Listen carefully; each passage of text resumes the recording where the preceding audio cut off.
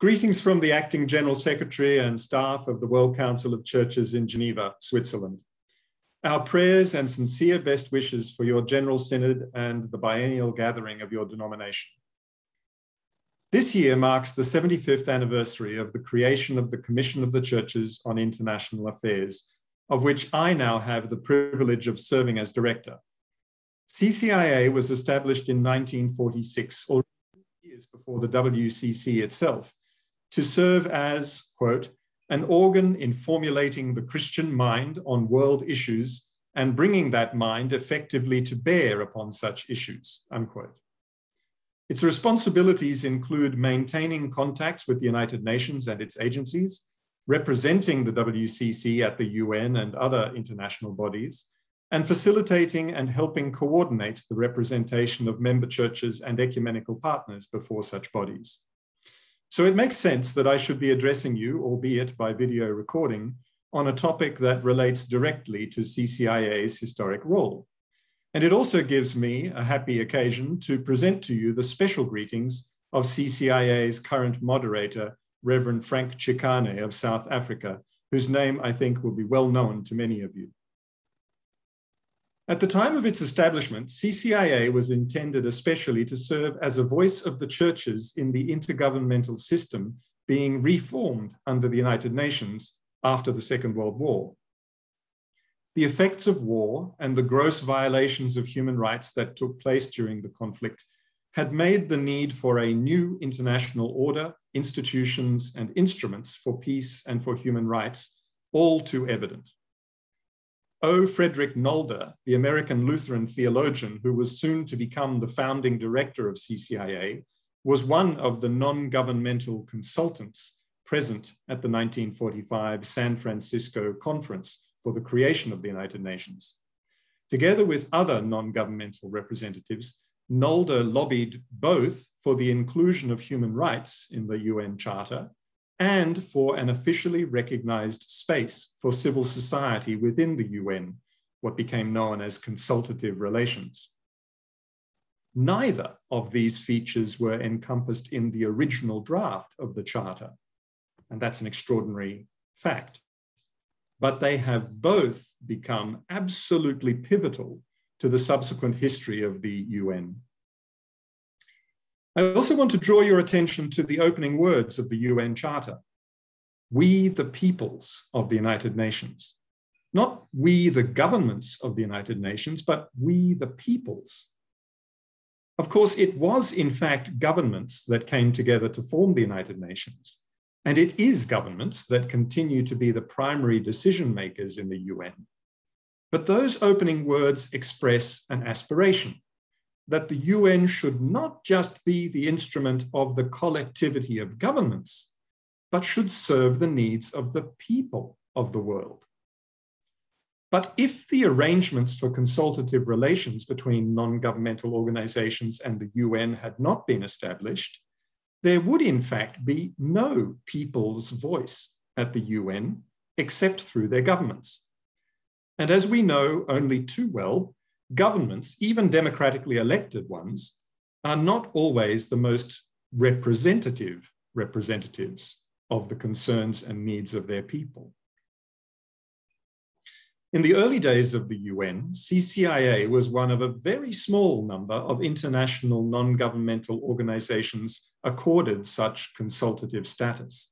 But this relationship has been considerably democratized since then, with thousands of national and local non-governmental organizations, including many churches such as WCC, having gained this recognition and the access to UN forums and processes that it affords, alongside the prominent international NGOs.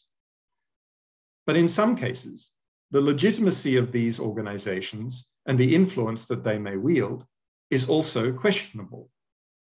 Sometimes an NGO recognized by the UN may represent little more than the enthusiasms of a small group of committed and well-intentioned individuals. And in other cases, governments have learnt to utilize this channel of influence for their own purposes, supporting the establishment of what have become known as GONGOs, government-organized NGOs, in order to promote that government's agenda or to try to deflect criticism of it. So what I want to put to you today is that all these circumstances suggest a special role, indeed a special responsibility for the churches and their related organizations. Firstly, churches and related organizations, such as CCIA and others, were among those that worked hard in those post-war years for a system of international governance that sought to address the demands for peace, for human rights, and for justice, and to ensure that civil society had a place at the table, even if not a voting place. It cannot be that having succeeded in this cause, we would forget that history and fail to make use of it. Secondly, churches are representative of constituencies, of communities, of people. They have the capacity, even if not always properly exercised, to convey the experiences, concerns, and needs of people at the local level, the national level, and throughout the world. And thirdly, churches are founded on and motivated by faith principles that impel us to a compassionate response of Christian solidarity with all those in need and who suffer, though again, we may often fail to live out those principles in practice. Nevertheless, these factors all imply a particular capacity and responsibility for churches to be the voice for those in whose name the UN was created. We, the peoples. And that has never been more important. Consider the issues affecting the well-being of people throughout the world today. On top of the long-standing fundamental challenges of poverty and inequality between and within nations, discrimination based on race and gender, armed conflict, including the threat of nuclear conflagration, and environmental protection. Today, we also face the unprecedented challenges posed by the COVID-19 pandemic and its consequences, and the vastly greater threat of global climate change. Never before has global cooperation in addressing these challenges been more obviously needed. And yet, never before since the founding of the United Nations has such cooperation been more contested and fragile. I do not mean to suggest that the United Nations and all its works are without fault. All too obviously, that is not the case. Because the UN and its agencies are human structures, replete with all the characteristics of human error, weakness, and sin. Like the institutions of the churches themselves, it must be said.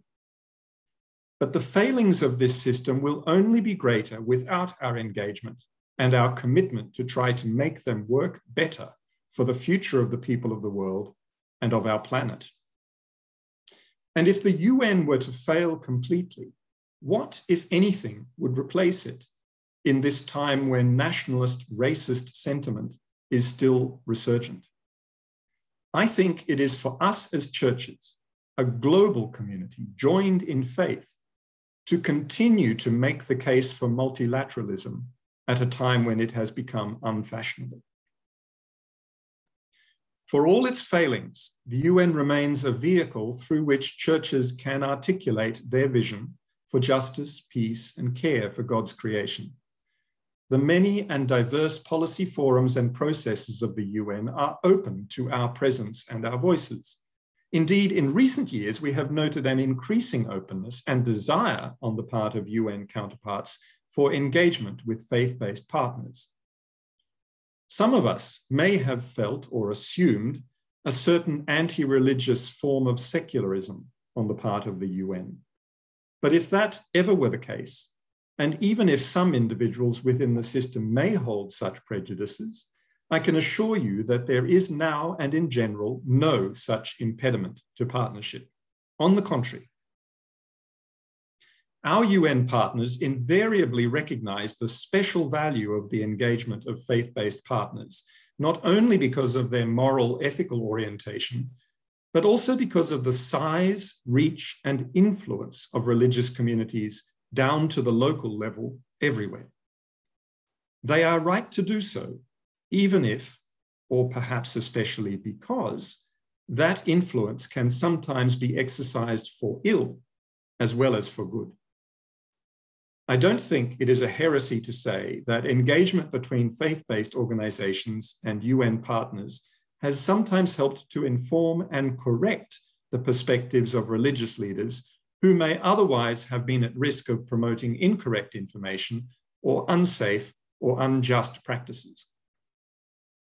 In our experience of fostering partnership between our churches and UN entities, whether with UN AIDS in responding to HIV and AIDS, or with UNICEF for the elimination of violence against children, or with UNHCR on statelessness and refugee and migrant rights, or with WHO in the context of the COVID-19 pandemic, it has been a two-way street.